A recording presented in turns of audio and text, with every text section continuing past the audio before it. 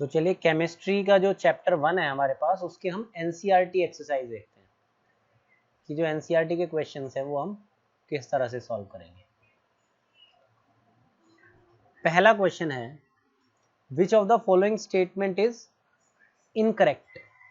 हमें बताना है कि इनकरेक्ट स्टेटमेंट कौन सी है। ये हमारे पास एक रिएक्शन दी हुई है, इसके ऊपर हमें कुछ ऑप्शंस दिए हुए हैं कि कौन सी स्टेटमेंट इनकरेक्ट है, हमें ये बताना है। जैसे हमें यहाँ दिया हुआ है lead Pb is getting reduced. Third option हमारे पास है कार्बन इज गेटिंग ऑक्सीडाइज्ड। ये हमारे पास हमें बताना है इसमें से कौन कौन सी स्टेटमेंट इनकरेक्ट है। तो सबसे पहले इसे देखो, और यहाँ पे हमारे पास रिडक्शन और ऑक्सीडेशन अगर हमें देखना हो तो हम कैसे देखते हैं कि यहाँ से देखिए PbO से ऑक्सीजन क्या हो रही है, रिमूव हो रही है। ठीक है, ऑक्सीजन क्या हो रही है, रिमूव हो रही है। तो यहाँ पे क्या हो रहा है, रिडक्शन हो रहा है, रिमूवल ऑफ ऑक्सीजन। हमने पढ़ा था कि रिमूवल ऑफ ऑक्सीजन या एडिशन ऑफ हाइड्रोजन उसे हम रिडक्शन कहते हैं। ऐसे ही यहाँ कार्बन के ऊपर ऑक्सीजन ऐड हो रही है, तो यहाँ क्या हो रहा है, ऑक्सीडेशन हो रहा है। ठीक है, अगर आप ऑक्सीजन को ऐड करते हो और हाइड्रोजन को हटाते हो तो वहां पे क्या होता है, ऑक्सीडेशन।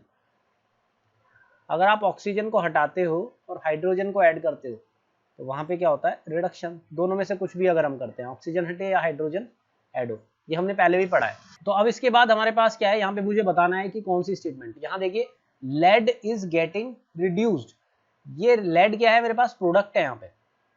तो यहाँ पे जो रिडक्शन हो रहा है वो किसका हो रहा है, लेड ऑक्साइड का हो रहा है। जो PbO है उससे हमारे पास क्या है, ऑक्सीजन जारी है, तो PbO का क्या हो रहा है, रिडक्शन हो रहा है। तो lead oxide is getting reduced सही है, जबकि लेड इज गेटिंग रिड्यूस्ड गलत है। उसके बाद दूसरा मेरे पास है carbon dioxide, carbon dioxide is getting oxide, जबकि ऑक्सीडेशन किसका हो रहा है, कार्बन का हो रहा है। तो कार्बन इज गेटिंग ऑक्सीडाइज्ड, ये सही है, और carbon dioxide is getting oxidised ये गलत है। ये दोनों क्या है, हमारे पास प्रोडक्ट है, यहाँ पर ये रिएक्टेंट है। तो ऑक्सीडेशन और रिडक्शन किसका हो रहा है यहाँ पे, कार्बन और लेड ऑक्साइड। तो ऑप्शन मेरे पास यहाँ पे दिए हुए थे। फर्स्ट ऑप्शन ये था कि कौन कौन सी स्टेटमेंट सही है और कौन सी गलत है, उसके बेसिस पे हमें बतानी थी गलत स्टेटमेंट हमारी कौन कौन सी। तो कौन कौन सी स्टेटमेंट गलत है, पहली और दूसरी। तो मेरा आंसर हो जाता है फर्स्ट। क्वेश्चन नंबर 2 देख लेते हैं। मेरे पास एक रिएक्शन दिया हुआ है यहाँ पे, Fe2O3 plus 2Al gives Al2O3 plus 2Fe, और मुझे ये बताना है कि ये किसका एग्जाम्पल है, कॉम्बिनेशन रिएक्शन। तो हमें बताना है कि कौन सा जो एग्जाम्पल है, किस इक्वेशन का एग्जाम्पल है ये। तो सबसे पहले देखिए डबल डिस्प्लेसमेंट। डबल डिस्प्लेसमेंट में क्या होता है, आयंस एक्सचेंज होता है। तो यहाँ पे तो आयंस एक्सचेंज हो ही नहीं सकते।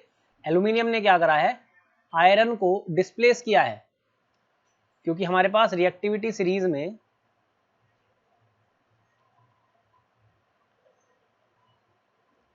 एल्यूमिनियम ऊपर आता है जबकि आयरन नीचे आता है। तो आयरन को एल्यूमिनियम क्या कर सकता है, डिस्प्लेस कर सकता है, क्योंकि ज्यादा रिएक्टिव है। तो एल्यूमिनियम ने क्या करा, आयरन को डिस्प्लेस कर दिया। लेकिन डबल डिस्प्लेसमेंट कब होता, जबकि यहाँ पे आयंस एक्सचेंज होते, कि इसने डिस्प्लेस किया तो आयरन भी इसके आयन के साथ मिल जाता है। उसके बाद कॉम्बिनेशन रिएक्शन, कि अगर मेरे पास दो रिएक्टेंट मिलके एक सिंगल प्रोडक्ट बना रहे होते, कि सपोज A प्लस B था और मिलके C बन गया, तो हम कह देते कि कॉम्बिनेशन रिएक्शन है। तो ये भी नहीं होगा। डिकम्पोजिशन में सिंगल मेरे पास अगर रिएक्टेंट होता, सपोज A होता और वो बना देता B प्लस C, तो हम क्या कहते हैं कि डिकम्पोज हो रहा है, वो टूट रहा है। तो ये भी नहीं होगा। तो लास्ट हमारे पास क्या है, डिस्प्लेसमेंट रिएक्शन बन गया, कि एल्यूमिनियम ने क्या करा है, जो ज्यादा रिएक्टिव है उसने कम रिएक्टिव वाले को क्या कर दिया, डिस्प्लेस कर दिया उसकी जगह से। तो यहाँ पे Al2 और Fe बना दिया। तो हमारे पास ऑप्शन जो आ जाता है, इसका आंसर डी आता है, डिस्प्लेसमेंट रिएक्शन। क्वेश्चन नंबर 3 है हमारे पास, व्हाट हैपन्स। हमारे पास आयरन फिलिंग्स हैं, तो हमने अगर उसके अंदर डाइल्यूट हाइड्रोक्लोरिक एसिड ऐड किया तो क्या होगा। ऑप्शन मेरे पास है यहाँ पे कि हाइड्रोजन गैस निकलेगी और साथ में आयरन क्लोराइड बनेगा।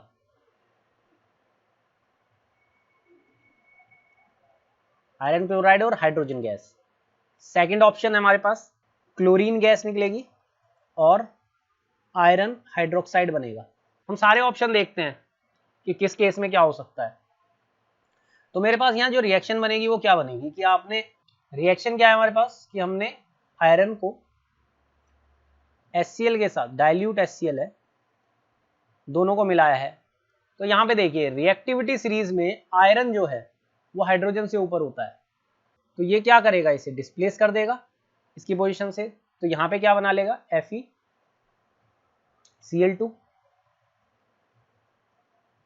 Aqueous plus hydrogen gas. ठीक है, अब यहाँ देखिए हमारे पास क्या क्या ऑप्शंस हैं। तो पहला ऑप्शन ही सही हो गया, हाइड्रोजन गैस और आयरन क्लोराइड बनेगा। दूसरा है मेरे पास क्लोरीन और आयरन हाइड्रोक्साइड। तो क्लोरीन गैस का मतलब ये है कि आयरन इसे डिस्प्लेस करे, तो ये तो पॉसिबल नहीं है यहाँ पे, तो ये इसे डिस्प्लेस नहीं कर पाएगा, तो ऑप्शन बी हमारा गलत हो गया। नो रिएक्शन कब होगी, नो रिएक्शन तब होगी अगर यहां इधर हाइड्रोजन से जो नीचे है, जैसे कॉपर, अगर आप कॉपर की रिएक्शन यहां कराएंगे तो नो रिएक्शन होगी, क्योंकि जो कम रिएक्टिव है वो अपने से ज्यादा वाले को डिस्प्लेस नहीं कर पाएगा। यहीं पे आप अगर कॉपर की रिएक्शन करा देते तो यहां पे कॉपर इसे डिस्प्लेस ही नहीं कर पाता, तो हमारे पास ये ऑप्शन भी गलत हो जाता है। Iron salt and water produce, salt and water बनता है हमेशा जब न्यूट्रलाइजेशन रिएक्शन होती है। न्यूट्रलाइजेशन रिएक्शन, न्यूट्रलाइजेशन मतलब जब आप एसिड और बेस का रिएक्शन कराते हैं, एक दूसरे को न्यूट्रलाइज करते हैं, सॉल्ट एंड वाटर बनाते हैं। तो हमारे पास यहाँ पे ये ऑप्शन भी गलत हो गया। नेक्स्ट क्वेश्चन देखते हैं, बैलेंस्ड केमिकल इक्वेशन क्या होती है ये बताना है हमें, और why should chemical equation be balanced, इसके बारे में हम पहले पढ़ चुके हैं। मैं एक बार यहाँ पे दोबारा बता देता हूँ, जो हमने इस चैप्टर की समरी पढ़ी थी, थ्योरी पढ़ी थी, उसमें मैंने एक्सप्लेन किया है।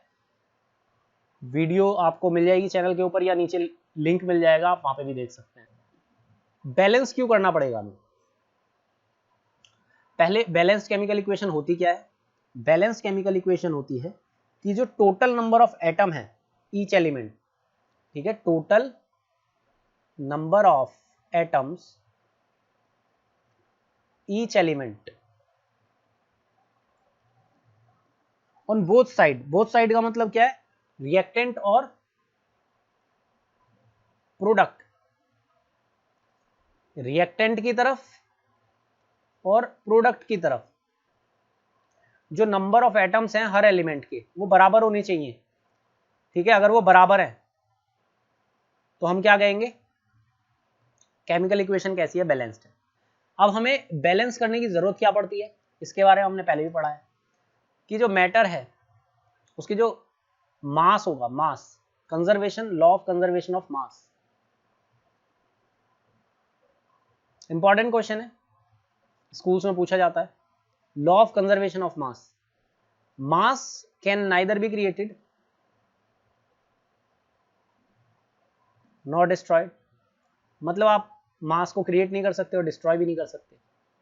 तो इसका मतलब क्या हुआ कि जो नंबर ऑफ एटम्स हैं लेफ्ट हैंड साइड में और नंबर ऑफ एटम्स है राइट हैंड साइड में, वो आपको बराबर रखने पड़ेंगे। अगर ऐसा हो गया इधर एक हाइड्रोजन और इधर 2 हाइड्रोजन, तो यहाँ पे इसका मास 1 है, यहाँ पे इसका मास कितना हो जाएगा, 2 हो जाएगा, तो मास बराबर तो रहा नहीं, तो वहां पे ये वायलेट करता है law of conservation of mass को। तो इसलिए हमें बैलेंस करना जरूरी है, नंबर ऑफ एटम्स बराबर करने जरूरी है दोनों साइड, लेफ्ट हैंड साइड और right hand side. Next question देखते हैं, क्वेश्चन नंबर 5। ये हमारे पास ट्रांसलेट करना है हमें स्टेटमेंट्स को into chemical equations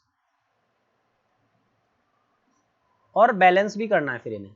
important question है कि आप क्या करें, ट्रांसलेट भी करें और बैलेंस भी करें। तो पहली इक्वेशन देखते हैं, सबसे पहले हम क्या इक्वेशन बनाएंगे। मेरे पास गिवन है यहाँ पे कि हाइड्रोजन गैस है,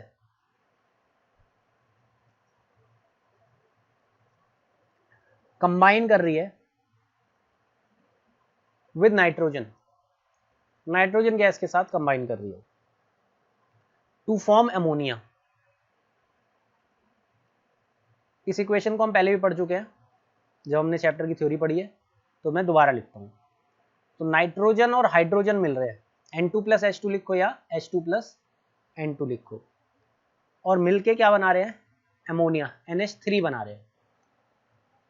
उसके बाद हमें इसे बैलेंस भी करना है, तो यहाँ पे 2 नाइट्रोजन है, नाइट्रोजन कितने हैं 2, हाइड्रोजन कितने हैं 2, यहाँ पे नाइट्रोजन है 1, हाइड्रोजन कितने हैं 3। तो अगर मैं 2 की मल्टीप्लाई कर दूं तो हाइड्रोजन हो जाते हैं मेरे पास 2, नाइट्रोजन हो जाते हैं 2 और हाइड्रोजन हो जाते हैं कितने 6। तो नाइट्रोजन बैलेंस हो गया। अब हाइड्रोजन को बैलेंस करने के लिए यहाँ कितना है 2, इधर है 6, तो 3 की मल्टीप्लाई कर लो 6 हो गया। तो ये हमारे पास क्या आ गई, बैलेंस्ड केमिकल इक्वेशन आ गई। सेकेंड पार्ट देखते हैं, to give water and sulphur dioxide. इसे हमें क्या करना है, लिखना है, इक्वेशन बनाना है, फिर बैलेंस करना है। तो हमें क्या दिया हुआ, हाइड्रोजन सल्फाइड H2S, ये रिएक्ट कर रहा है किसके साथ, ऑक्सीजन के साथ, ठीक है, बर्न्स इन एयर, तो ऑक्सीजन के साथ रिएक्ट कर रहा है, और बना क्या रहा है हमारे पास यहाँ पे, वाटर दे रहा है और सल्फर डाइऑक्साइड दे रहा है। अब इसे क्या करेंगे, बैलेंस करेंगे पहले, फिर इसके ऊपर एक और क्वेश्चन जो बन सकता है वो मैं बताऊंगा। हाइड्रोजन कितने हैं यहाँ पे, हाइड्रोजन है 2, सल्फर है 1 और ऑक्सीजन है 2। यहाँ पे हाइड्रोजन है 2, सल्फर है 1 और ऑक्सीजन है 3। अब हमें इसे क्या करना है, बैलेंस करना है। ऑक्सीजन हम कर सकते हैं, यहाँ पे देखिए 2 और 2, तो यहाँ पे क्या हुआ, हाइड्रोजन तो हो गया 4, सल्फर हो गया 2, ऑक्सीजन हो गया 6, 2 2 4, 4 + 2 6। अब यहाँ पे ऑक्सीजन कितना है मेरे पास 2 है, तो 3 का मल्टीप्लाई करके 6 हो गया। अब क्या बचता है यहाँ पे, हाइड्रोजन मुझे 4 चाहिए और सल्फर 2 चाहिए, 2 से मल्टीप्लाई कर दो, हाइड्रोजन कितना हो गया 4 और सल्फर हो गया 2, बैलेंस हो गई मेरे पास इक्वेशन। अब इसी क्वेश्चन में हमसे ये भी पूछा जा सकता था, क्वेश्चन ऐसे भी हो सकता था कि हाइड्रोजन सल्फाइड है, बर्न कर रही है, वाटर बना रही है, और एक gas with रॉटन smell, रॉटन egg smell, identify the gas,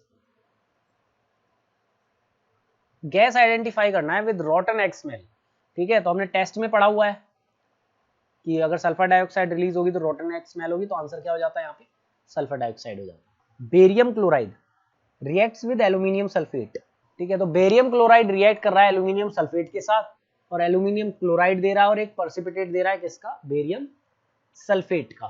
तो हम यहाँ पे क्या करेंगे, BaCl2 बेरियम क्लोराइड, उसकी रिएक्ट कराएंगे एल्यूमिनियम सल्फेट के साथ, Al2SO4 होल थ्राइस,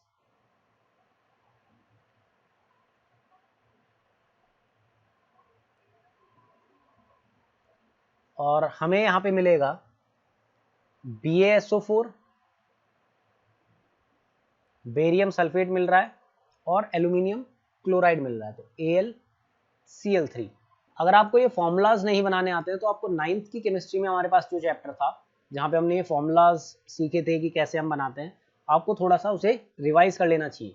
तो ये फॉर्मूलाज फॉर्म करने के लिए भी हम अलग से एक वीडियो कर लेंगे, ठीक है, नहीं तो आप 9th में अपनी 9th की बुक से भी एक बार इसे रिवाइज कर सकते हैं। चलिए अब हमारे पास यहाँ पे देखिए बैलेंसिंग के लिए Ba मेरे पास है 1, क्लोरीन मेरे पास है 2, एल्यूमिनियम है 2, सल्फर है 3, ऑक्सीजन है 12, क्योंकि यहाँ पे देखिए S कितना है 3 और 4 3 12, ऑक्सीजन 12 है। यहाँ अगर हम देखें तो Ba है 1, सल्फर है 1, ऑक्सीजन है 4, एल्यूमिनियम है 1 और क्लोरीन है 3। तो हमें क्या करना है, इसे बैलेंस करना है। यहाँ देखिए सल्फर मेरे पास कितना है, 1 है, यहाँ पे कितना है 3, तो हम 3 से अगर यहाँ मल्टीप्लाई करते हैं तो मेरे पास क्या क्या चेंज होता है, ये 3 आ जाएगा, ये 3 आ जाएगा, ऑक्सीजन हो जाएगा 12, 4 3 12, ठीक है। उसके बाद यहाँ पे देखिए सल्फर हमारा क्या हो गया, बैलेंस हो गया, बेरियम हमारा क्या हुआ, यहाँ पे चेंज हो गया, तो यहाँ पे Ba3 है, यहाँ पे 1 है, तो 3 से मल्टीप्लाई कर लो, तो अब क्या क्या चेंज हुआ, यहाँ पे 3 हो गया, क्लोरीन कितना हो गया 3 2 6 क्लोरीन हो गया मेरे पास, एल्यूमिनियम कितना है, एल्यूमिनियम 2 ही रहेगा, ठीक है। उसके बाद देखिए क्या क्या बैलेंस हो गया, Ba बैलेंस हो गया, S बैलेंस हो गया, ऑक्सीजन बैलेंस है 12। और क्या करना है अब हमें, अब बैलेंस करना है मुझे एल्यूमिनियम को, एल्यूमिनियम कितना है यहाँ पे 1 और यहाँ पे 2, तो अगर मैं इधर मल्टीप्लाई कर देता हूँ 2 की, तो एल्यूमिनियम यहाँ पे भी कितना हो गया 2, और क्लोरीन कितना हो जाता है 3 2 6, और इतना ही क्लोरीन यहाँ पे भी। तो ये हमारे पास क्या बन गई, एक बैलेंस्ड केमिकल इक्वेशन हो गई। नेक्स्ट हमारे पास है, ठीक है, हाइड्रोजन गैस मिल रही है हमें और पोटेशियम हाइड्रोक्साइड मिल रहा है, ठीक है। तो इसकी रिएक्शन हम लिख लेते हैं, के को रिएक्ट करा रहे हैं किसके साथ, हम H2O के साथ, और हमें मिल रहा है KOH और प्लस हाइड्रोजन गैस रिलीज हो रही है। बैलेंस कर लो, यहाँ पे हाइड्रोजन कितने हैं 3, और यहाँ पे कितने हैं 2। तो हमें क्या करना पड़ेगा, सपोज मैं यहाँ लिख देता हूँ 2, तो ये हो गए 4, यहाँ पे 2 कर दिया तो ये कितने हो गए 2 यहाँ पे और 2 यहाँ पे 4। तो हाइड्रोजन मेरा बैलेंस हो गया। ऑक्सीजन मेरा बैलेंस है, यहाँ पे 2 है, यहाँ पे 2 है, लेकिन के यहाँ पे 2 है, तो यहाँ पे हमने क्या करा, के की मल्टीप्लाई 2 से कर ली। तो ये मेरे पास क्या बन गई, एक बैलेंस्ड केमिकल रिएक्शन होगी। उसके बाद ये एक डिस्प्लेसमेंट रिएक्शन भी है, अगर आपसे टाइप पूछा जाए, टाइप क्या है, डिस्प्लेसमेंट है। उसके बाद अगर टेस्ट से रिलेटेड कोई क्वेश्चन इसमें होता है तो क्या होगा कि हमने पोटेशियम को रिएक्ट कराया वाटर के साथ और हमें पोटेशियम हाइड्रोक्साइड मिला और प्लस एक गैस मिली burns with pop sound, pop sound के साथ जलती है, आइडेंटिफाई द गैस।